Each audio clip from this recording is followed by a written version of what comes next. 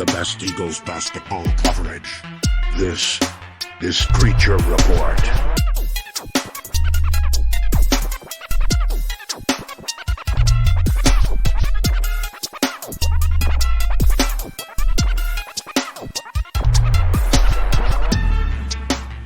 Hello and welcome back to the Creature Report podcast. We got Elliott here, and I'm Russell, as always. What's up? We just wrapped up the inaugural FGCU Screecher Report World of Beer watch party for men's basketball. We had some great people come out, some good conversation. We got to watch a game that we will get more into in a bit. Just real quick before we break down anything, I had a great time, watched some basketball. Elliott, what kind of experience did you have? Did you have a good time? Yeah, it was cool for our first time. Had some friends come out, had some gift card given out. Mm-hmm. No, it was cool. Shout out to World of Beer for helping us out and making us feel like home. For sure, I want to thank everyone who came out. I also want to thank World of Beer for letting us put that on. We are going to be doing this again on the 19th, Saturday the 19th, for another away game. So we can all come back out. We'll promo that and everything when the time gets closer. But one more thing about World of Beer, they have stuff every night. They do all-day happy hours sometimes with a bunch of beer deals and, shareable foods and stuff. They have karaoke, they have trivia, various themed categories and just general knowledge. But one thing they're doing on Thursday nights is college nights. So anyone, FGCU student or whatever, Thursday nights, $8 shock top pitchers, and then $10 truly pitchers. So, definitely something to consider. So, the recent 2 wins, tonight was against Lipscomb in a hell of a comeback. And then previously was an overtime thriller with Central Arkansas. And before all that was kind of a rough stretch for the Eagles that was tough to watch in spurts. You and I, Russell, finally had one of our first games that we shut off. There have been 2 games this year. And there have been bad, there's been stretches of bad basketball played, just like there's been stretches of really fun basketball played. But it wasn't to the point where I'm like, I don't know how to watch this. And as far as on TV, it was the Kennesaw State game. Yeah. That, I wanted to turn that off in the first half. I gave it till the second half, but not that far into it. I was like, this is not going very well. Then the home game against Bellarmine, that was just the second half, just total collapse. It was a tease because the first half was, runs by each team, and then the second half happened. It was just one run, and it was not for FGCU. But yeah, just not great basketball to watch. But sometimes, when it is good, it's really good. So it's been a weird kind of stretch, but it's like you see the talent, and you just hope it's a matter of the switch flicking, and everything coming together. And if that has just happened right now, then that's awesome. If it happens in a few games, you hope it kind of goes sooner than that. But yeah. Yeah, it was a rough January for the Eagles, going 3-5, I believe. So starting February out strong with 2 hard-fought wins, going back to our recent wins. It's good to see, especially to get a comeback like we did tonight. We're down 16 at the start of the second half and just had a 30-some-odd point swing. Don't know what was said at halftime, or don't know what Lipscomb said at halftime, but whatever Lipscomb said at halftime was not the right thing. They probably said, "Yeah, guys, just keep on cruising through the Eagles." So that was really cool to watch. Really cool to have live for one of the first times ever in a bar, because this is on ESPN Plus. Friends, family, just a good time, and some newcomers. For sure. And to back up your point, 3-5 in January, with Bellarmine being the last, bad loss. And if you go back one, it's the win over Eastern Kentucky. So at this point, Eagles have won 3 out of their last 4. So it kind of depends on how you spin it. You can spin it negative, you can spin it positive. But yeah, 3 out of their last 4, 2 games straight. One more game against the West Division, and then it'll go back to everyone else in the East. The next game being against North Alabama on Wednesday. Just to go back to the January games, and a loss is still a loss, but the way I see it in my mind, the game we played against Jacksonville, a last-second buzzer beater, those are like, it's a loss, but it's kind of like a coin flip. Like, that could have happened for us, too. Right. You know what I'm trying to say? Like, it's a tough loss, but it wasn't a blowout. Kennesaw was, erase that from history ever. Like, that was... Kennesaw is better than they've been in the past. That's for sure. But Correct. No, but I'm saying the loss itself was just... stupid. Garbage. And same thing with the Liberty win. Or not win, they won against us. But... 3-point loss for us. Darius McGee. Yeah. 48 points. Like, how can you even be upset when you lose against that? Yeah. You know what I mean? Like, yep. If Darius McGee had 12... Well, he would never have 12. I know, but even but say something insane. If he had 30, like, right. instead of 48 or whatever. What I'm trying to get at is the Liberty loss and the Jacksonville loss were like, I guess, just lucky. I don't want to say lucky. Not lucky, but it's like the buzzer beater at the end is kind of lucky. That's, yeah. And then Darius McGee going out for 48 is not a regular. It's not a regular thing. It's yeah. like oh shit, that was it's a solar eclipse. Not luck. You know what I'm trying to say though. Mm-hmm. So those two losses are kind of like in the back of my mind, like, they could have gone either way. Right, and the only teams that beat the brakes off of us were Kennesaw. That's it. Everything else was, I mean, if there was definitely disappointing moments in all the rest of the games. Yeah, and stretches, whether they're wins or losses. Right. There's just it's not a complete brand of basketball. And even if we're going to just like in Lipscomb tonight, the whole first half was very disappointing, and then the second is, holy shit, why can't we do this? Right. Every time. Right. It's comforting that the good half came in the second half, though. I much prefer that than the can we like not play so bad that we lose. But we have how many games left? Six regular season games. Our record's 15-9.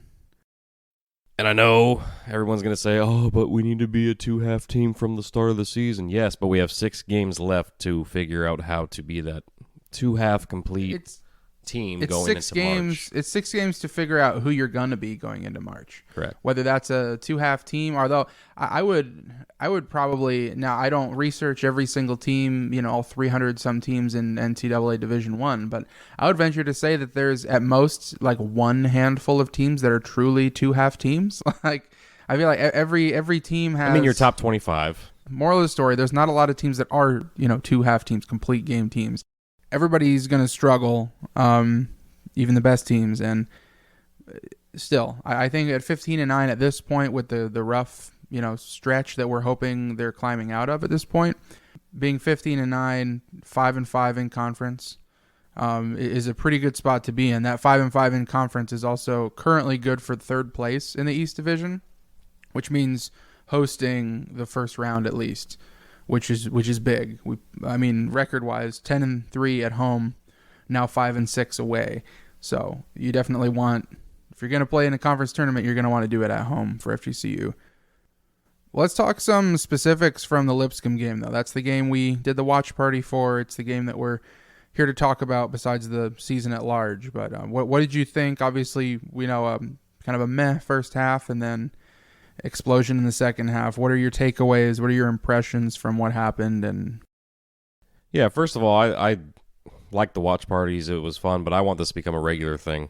I don't want to have to set up an event for fans and people of alike of Fort Myers and Estero to come in and say, oh, we need specific accommodations to watch our team. Like, I want to have this available going forward in multiple locations. But anyways, the comeback, just looking at the box score here, obviously Tavian Dunmartin was on for most of the night with 22 points. Field goal percentage was, where it should be. I think it was just a really well-balanced attack from a lot of different players on the team. When you look at Zach Anderson, he had 11 points, and those 11 points were in a quick burst, flurry of threes, which were huge to get us onto that comeback momentum. Kevin Samuel was doing double things as he tends to do. And Largy stepped it up down the stretch, finishing with 18 points. It was just the tale of two halves, and I just thought it was really cool to see them come out and fired up. I think, like, when you're, especially at the watch party, right? It's hard to analyze exactly why everything's happening. You're in this environment with a lot of people. You're having a good time. You're not analyzing basketball. You know what I mean? To a degree. But so, like, when you're watching it, it's just like, oh my God, everybody's scoring. Yay, Zach Anderson hits 3 threes in the second half, like all early in the half, and it's a big swing, and Timmy Dunn-Martin can't miss, and Samuel's cleaning up the boards and putting it back, and another guy, Carlos Rosario, came in awesome relief, 10 points in 15 minutes, his best game in Eagles uniform. Just good stuff from a lot of people. But so, in hindsight, and you can sort of tell this watching the game because you heard Rosario and Anderson's name mentioned offensively more than usual.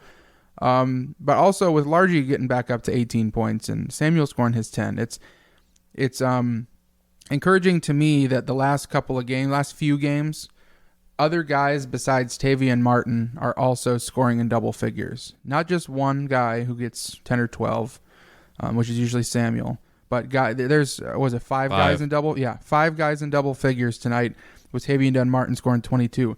It's fine if he's your offensive, leader every night. That's to be expected. But when he scores 14, which is low for him, you have to have a guy score 18, 20, something like that, and another guy score 12, 14, another guy score 10. Like, you have to have a balanced effort like that unless you're playing a super defensive game, which is not what we necessarily do right now. The defense looked kind of good versus Lipscomb for a lot of stretches, but of course there were guys left open. You're always going to have that against the zone, and against a team like Lipscomb who hits the 3 so well, that's probably not a team you want to leave open. But luckily they weren't making very many shots, and for the most part we were guarding the perimeter pretty decently. Follow up with what you said, Russell. Yeah, if Tavian Dunn-Martin had 10, I would hope Caleb Cato could have stepped it up and had 14, 15, because he had a pretty down night himself. He was there making the passes he always makes, being the off box score, right? Stats. Being a good body, a good player. Didn't show up in the box score too much. 4 rebounds and 3 assists are good. Just 6 points on the night on a couple of 3-pointers that also came at really good times. But yeah, it's who fills the void when TDM isn't scoring 30 plus. That's probably one of the team's biggest identity crises right there, is when Tavian's scoring 5, just has a bad night, who is going to be the right. guy or 2 guys to which fill that to void. Tavian Dunn-Martin's credit doesn't happen very often, but it has and it will. And so yeah, you can't rely on Kevin Samuel to score 18, 20 every time. Sometimes he's going to score 10 like he did tonight. He's always going to get you 10 to 14 rebounds, but the scoring, you can't rely on him to get upwards of 20 every night. So whether it's Largy, whether it's Cato, whether it's, Halverson and Richie have been that guy sometimes, and they both put up 0 points tonight in very few minutes. But a lot of guys tonight stepped up when they needed to and really added to that run, and that's encouraging. And yeah, I think we did a good job limiting Asajala on Lipscomb. I mean, we didn't really limit him. I mean, he's still at 18 points and 9 rebounds, but seeing as what he's done to us in the past. Well, he scored pretty much his average right. that he scored. Like he's a little bit more points, spot on with the rebounds. But in the first half, he seemed like, oh God, this guy's going to be a problem again. Here comes another career high. And then in the second half, it was, smothering, blocking, stealing. Yeah, I think it wasn't like Samuel. That was such a fun matchup to watch. You knew it was gonna be, and it was. Watching them just body on body, do whatever happened. Sometimes Asajala would score. He's gonna do that. Doesn't matter who's guarding him. So Samuel would back him down and get a bucket. Would rebound the ball, get a bucket. It was a great little duel there. But one thing besides Samuel blocking him a couple times. Other guys, it was those smart veteran savvy moves of guys just running and rotating in defense, even while he's matched up with Samuel, and getting steals from him or making him turn over the ball. Asajala had 7 turnovers. So that's a big part of why FGCU is able to, capitalize on those turnovers and end up winning the game by nearly double figures. And looking ahead at the rest of the schedule, there are 6 games remaining. North Alabama we play next. You mentioned that. They are one of the worst teams in conference right now, if not the worst. I believe they have 2 conference wins. So I'm not going to say anything, but, hopefully You should win. There. You got to do the work to do it, but you should win. Stetson will be another probably closely battled game. And Kennesaw looking for some sort of revenge. I want a game. revenge game there because the last 2 times we've played them have been horrible. Again, North Florida has been struggling. After Kennesaw, so they just beat Jacksonville State though, which is weird. Yeah, it just goes to show you like you said before, plenty of times that any given night in college ball, ASUN ball doesn't matter. That's college basketball for you. You could have, for all we know, we could have North Alabama and North Florida in the freaking championship of the ASUN. No, I think we know that won't happen. No, I know, but. And then Liberty again, just try to put a muzzle on Darius McGee. And hoping, all these games we're hoping for a win, obviously. I don't hope for anything else. But we're just looking and kind of, it's not the toughest schedule, but it's conference, So our last 2 games are like revenge games. Yeah. Coupled with Kennesaw State. Yeah, with a UNF in between there. But because Jacksonville stole one from us, Liberty just had a god on their side. And Kennesaw, we just need to do better. Yeah.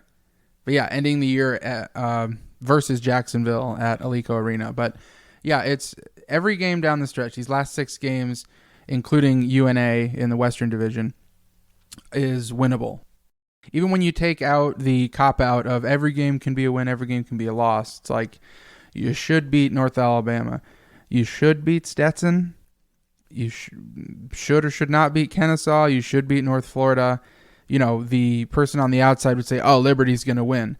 But, again, any given day. You should beat Jacksonville. So it's like it's a lot to ask for a team to, win 6 or 5 out of 6.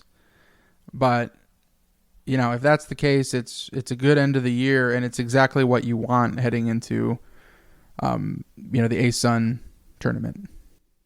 Well, that's all I got.